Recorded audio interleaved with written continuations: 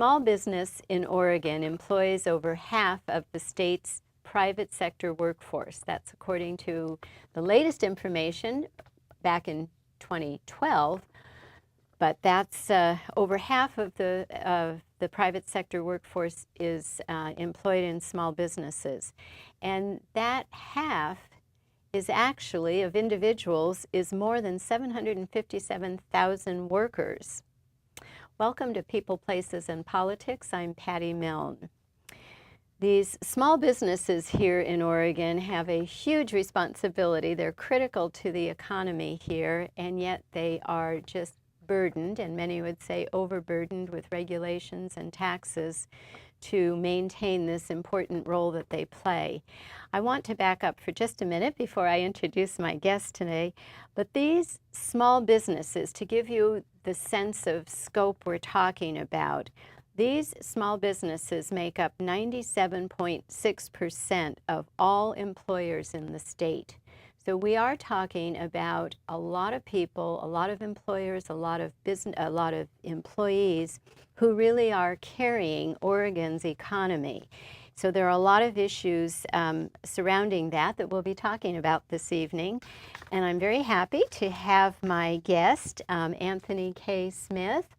And Anthony is a native Oregonian, a graduate of Oregon State with a degree in political science.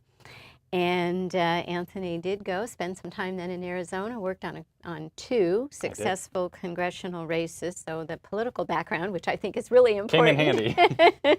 Very important. But fast forward, and you came back to Oregon. And now you are the Oregon State Director for the National Federation of Independent Business, and took that over not too long ago, a few months ago.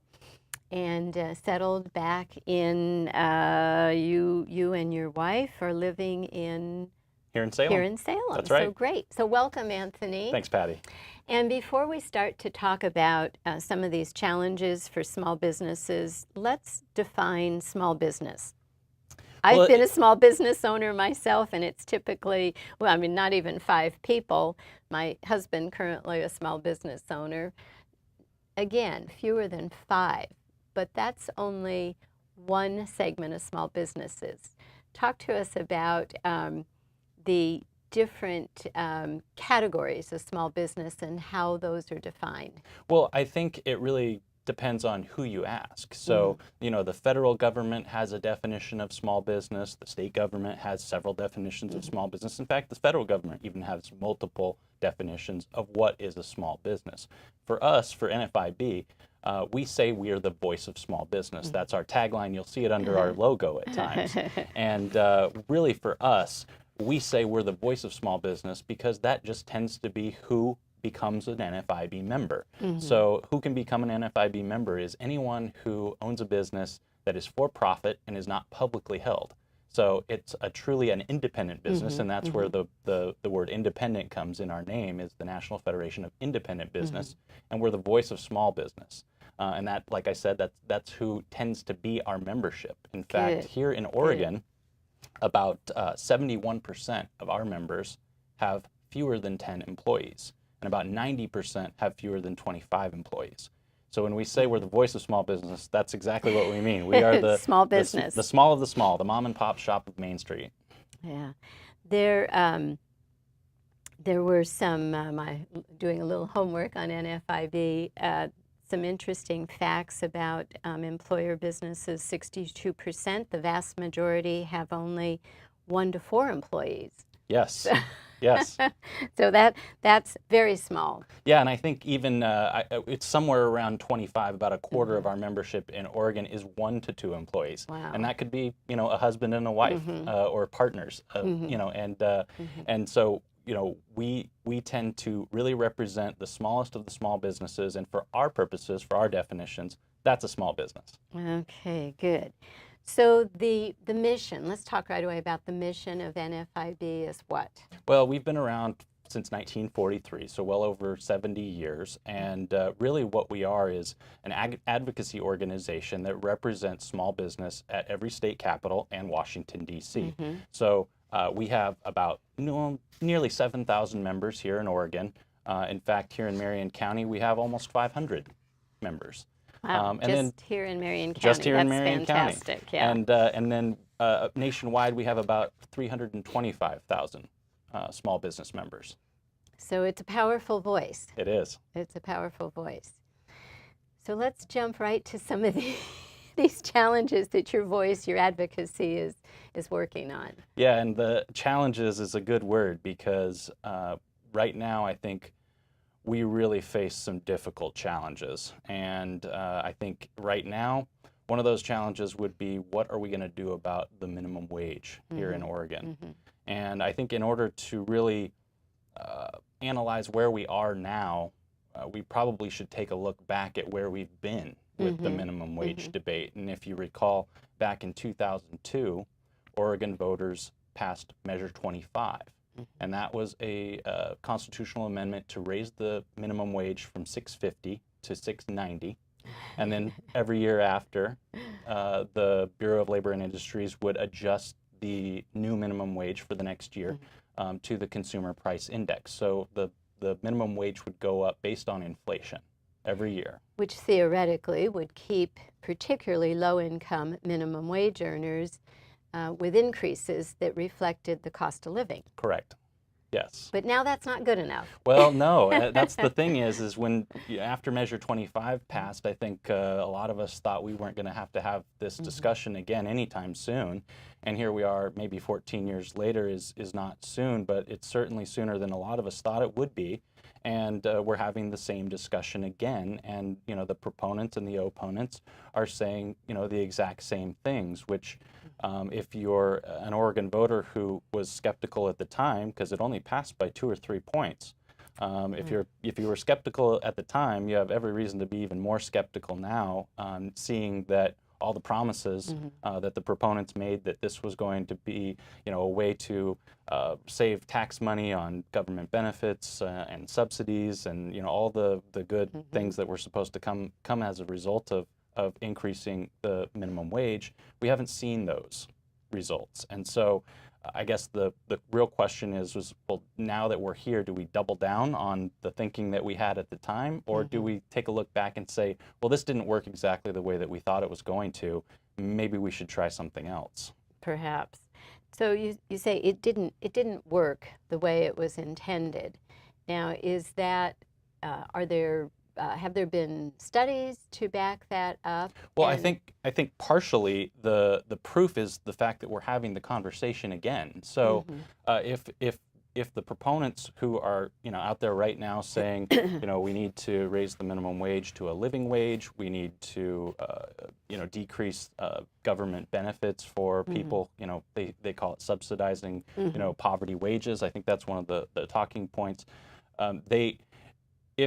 If those things had happened as a result of Measure 25 and raising the minimum wage and adjusting it to the consumer price index every year, then we wouldn't be having that conversation again. So that's where I'm skeptical, and I think that's where a lot of business owners are skeptical, that this is really a way to address poverty, and that's the core issue here. And it's this a valid issue. It is, and I think, you know, business owners are just like everybody else. They're members of their community, and they care about poverty just as much as anybody. Right. But I think there are really differing opinions on what are the best public policies to put in place in order to address those issues. And now the suggestions that are out there, you know, $15 plus or minus a variety of $15.50, $15.75, whatever, are really appearing to a lot of people to be arbitrary. So why isn't it $18.75?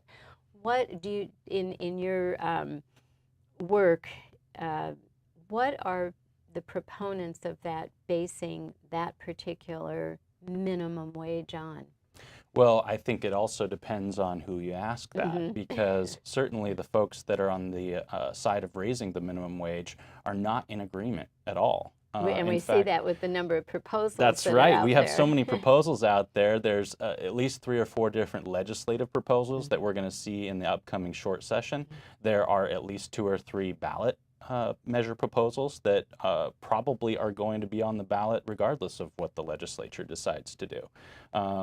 You know, hopefully, I think the governor. She has a plan that she's just put forward, and I think that the efforts there was to try to bring some of the folks from both sides to the table and come up with a compromise. But I don't know that the business community would agree that that was a compromise, and I don't know that it will keep the folks who are really interested in seeing those ballot proposals go forward.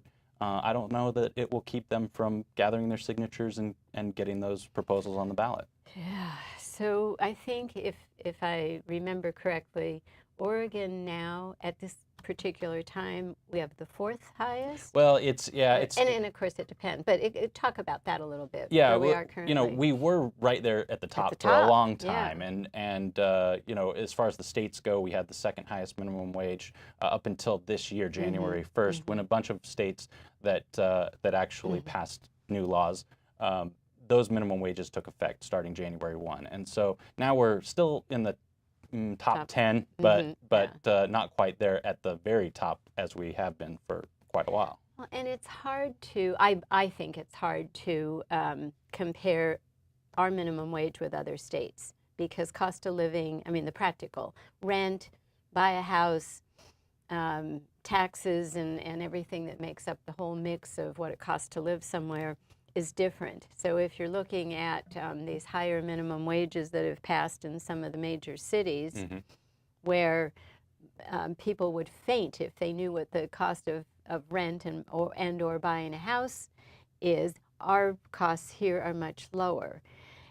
One reason a lot of retired people move here is they come from areas where the cost of living is higher. So those factors need to be a part of the conversation, and I don't know, I haven't seen any evidence that these proponents of whatever 15 whatever that they're basing it on what Well, are they I think the number that seems to have the most momentum right now is probably 1350.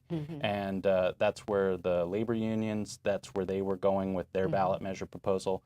And that's the number that the governor has decided that will be the end number for her 6-year phase-in plan. So, and that's for the non-metro part of the state. She has a regional approach that treats the Portland metro area differently than the rest of the state. But it's a 6-year phase into 1350 in the greater part of the state, and actually it would be 1552 by the year 2022 in the Portland metro area. So has she considered what happens to companies, and many of them still would be small businesses, but you have locations around the state. You might have one in the Portland area where the higher wage will be an issue. Yes. And maybe you have an office in Salem. Yes. Where that's going to be really difficult, especially when employees can go back and forth between offices. Yeah. Or, well, and that's what we see with small business is yeah. flexibility. Yeah. And small business owners are much more flexible. They don't have the big bureaucratic policies of big corporations, and they just do what works. And so this really ties the hands of small business owners in a way that isn't going to help them deliver their products or services to their customers in any way. It's just another example of a government mandate that wasn't part of their business plan when they started, and they have to react to that and do what it takes to survive. Now, if I'm a small business owner and I have a store in Portland and one in Salem and one in Bend, and my labor costs go up at one location, but I think I can still probably be profitable at the other 2 locations. It's a real easy decision for me which one that I'm going to have to, cut hours or lay off employees, or, really the worst case scenario is closing the doors. Right. So there's another. Now I'll come back to it, and I kind of wanted to ask another question and change the topic just a little bit. However, before we do that, or before I do it, various groups have gotten together to talk about the minimum wage and make some of these recommendations. Were you able to be involved in any of them, or what other business concerns had a seat at the table? Well, not in the governor's negotiations. She had some business groups that she was interested in having their opinion. I certainly would have taken her up on that offer if she'd asked. But I think the negotiations broke down at some point because the plan that came forward, at least from the business community's perspective, really isn't a compromise deal. And I understand that she's wanting to do the phase in and she's thinking about small business, and she's thinking about trying to be not turning the business community on its head overnight. But it still doesn't address the facts that we're still talking about math here, and we've got to make this work. And that's really the challenge that small businesses are facing is how do I make this? How do I go forward operating under these conditions? And this comes on the heels of a statement that she made recently. I read in the Oregonian that sometimes government just needs to get out of the way, and those are her words. That's a great thought. I agree. I agree wholeheartedly. And she said something to the effect of more black ink and less red tape. And I read that too, and I quite frankly I was a little surprised because I thought, then why is she so determined to go forward with this? Right. And why? Of course, I asked the question of who might have been involved in these discussions, with a pretty good idea that business was not at the table or part of the discussion in any way, shape, or form. And how can you implement, of course we know the answer to this one too, to put this burden on businesses, especially small businesses that have much less flexibility, and we can talk about those differences between the large businesses and small businesses, and this is just crushing to small businesses because it's another expense, it's another factor in all that they need to consider that's totally out of their control. There's nothing they can do about it, and yet they're supposed to make it work. Right. Well, and there are things they can do to mitigate the negative effects of this. But as I said before, none of those outcomes are desirable in any way. They don't help the business become more profitable, and they don't employ more people. And none of the positive effects of what our small businesses do for our communities are realized as a result of having to react to these policies. So nobody's talking about growing their business under these conditions. They're talking about how do we survive this. Right. This might be a place to talk a little bit about these differences between the small businesses and the big businesses, because they have small businesses have regulations, surprisingly, that the big businesses don't. Can you talk about that a bit? Because I think a lot of people who, even if they work for a small business, may not understand some of the additional costs and regulation that small businesses have to carry and accommodate that big businesses get a pass on. Well, big businesses, they have their lobbyists who go out and do good by their clients and try to get them exempted from, whatever it might be, whether it's property taxes or things like that. But, small business doesn't have that. That's what they come to NFIB for. And we do the best that we can, but we're not out there trying to get exemptions or special deals or anything like that. What we're really trying to do is minimize the damage for our members and really just level the playing field. And we feel like, free enterprise, that's the way to go. And, if we have a level playing field, then it's your product, your service, and how you deliver that makes it so whether you thrive or fail. And that's how it should be, is by your own hard work and not government picking, the winners and losers like they so often do.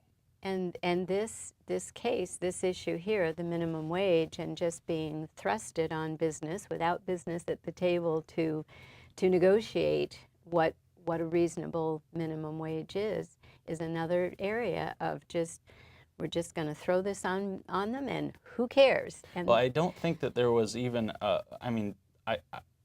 I credit the governor for bringing folks from both sides to the table, but I don't know that there was really an opportunity for a true negotiation because, you know, the unions backed the 1350 ballot proposal. They're very focused on repealing the state preemption that we have on the books right now, which doesn't allow for municipalities to establish their own local minimum wages beyond that of the state wage, like we've seen in Seattle and San Francisco and some of these other cities that have gone to a much higher wage. So they're very focused on that. And then, of course, the folks that are advocating for 15, they're you know, also running a parallel campaign but just at a much higher number. So I don't know that there was a true opportunity for a compromise when both of those groups are out there really deciding that they're probably going to go forward, you know, regardless of what happens. With all these competing entities, they have the common goal of increasing the minimum wage, but their approaches are different, as you've been describing. Do you see any opportunities in this short session, which of course was not supposed to be for these heavy-duty issues, but nonetheless it's going to be there? Do you see any opportunity, though, for some kind of broader discussion and maybe some kind of negotiating to a more reasonable position? Well, you know, taking a step back just to get once again, you mentioned the short sessions, and I think you know, looking back, that is a good guide as far as why we are here and talking about this. So, you know, prior to 2010, when the voters approved the annual sessions, we only met every other year, except for, you know, special sessions and such. But what that did was it created an opportunity for the legislature to come together every year. But the even-numbered years, like we're in right now, we're supposed to be focused on technical fixes and budgetary issues. But what that's done is, you know, we have the initiative process, and it's now taken a turn toward trying to stave off some potential maybe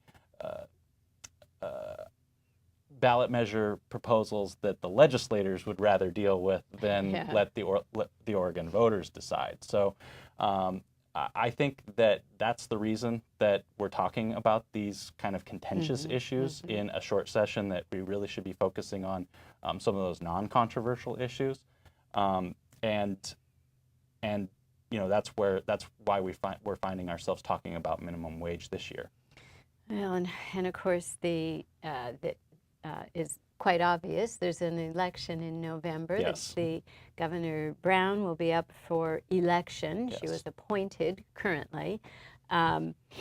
So it might be an issue that a lot of voters might think she'd be smart to bring all the people to the table and find that common ground and get rid of all these competing interests, you know, 2 ballot measures, maybe something happening in the session, or a decision in the session that would override any potential.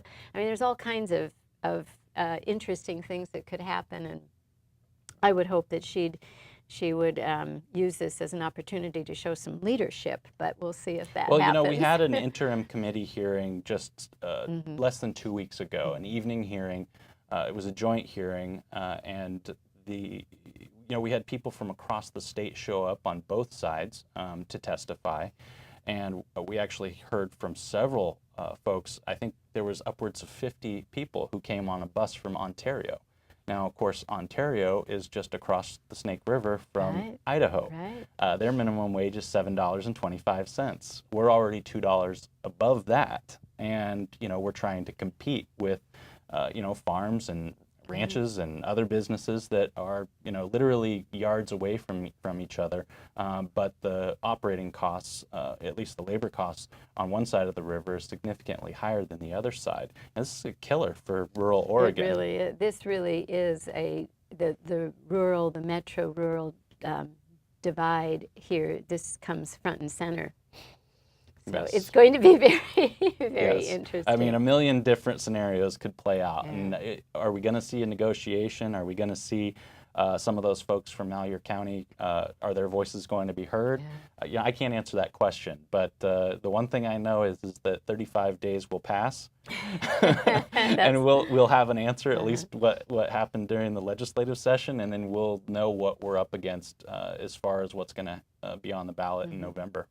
Well, one of the things, too, I'd like to touch on just briefly that there's been a lot of coverage on in various things that I read as businesses are strapped, there's not flexibility to accommodate not only minimum wage, but the healthcare costs and on and on and on, or local regulations. So some are already going to more mechanical means to provide their service. I mean, even fast food restaurants go in and you place your order, so you have employees, and many of them minimum wage earners or low income earners. Because I know some of these fast food, you have a tier of wages there, people working there. But nonetheless, people will be losing their job, and you will be not getting person-to-person service, but placing your order using fast food restaurants as an example. So what else is happening in that discussion? Yeah, automation is certainly one of the things that we talk about when we talk about the position that business owners will find themselves in when the rules change. And that's, a very big concern is nobody wants a machine to be cheaper than a person who, at least for our small business members, many of our folks find or consider their employees to be a part of their families. Right, yeah. So, we don't want to have to make those decisions. I think all of our members would much rather have a person who they can talk to and trust with their small business rather than a machine. But if you're looking at it in terms of profits and losses, you're going to have to do what you have to do to save the jobs that you can save. Yeah, and most business owners love their business, they love their employees, they want to stay in business and be a vital part of their community. So this is going to be a good discussion. Before we close here, be sure, Anthony, to give any contact information, and maybe somebody is listening and wants to be an NFIB member. We would love that, yes. We would welcome that. You can always go to our website, which is www.nfib.com. You can find specific Oregon information on there at nfib.com/OR. You can always reach out to me here at the office in Salem. I'm on Commercial Street. My phone number and my email address is right there on the website. So just find us at nfib.com. Great. Any other comment, anything you'd like to share in just a couple of seconds here left? I just appreciate the opportunity to come and talk to you today, and hopefully we can do this again. And I really appreciate it. Good. Well, I'm very glad you could come, and I feel like we just sort of touched on the surface of all these important issues. So please come back, and that you're close is good. And we will have more discussions on small businesses, minimum wage, and other issues affecting business. And we will do that over particularly through this legislative session. So feel free to call and say, there's an important bill, we need to talk about it. Absolutely. So thank you for coming. Anytime.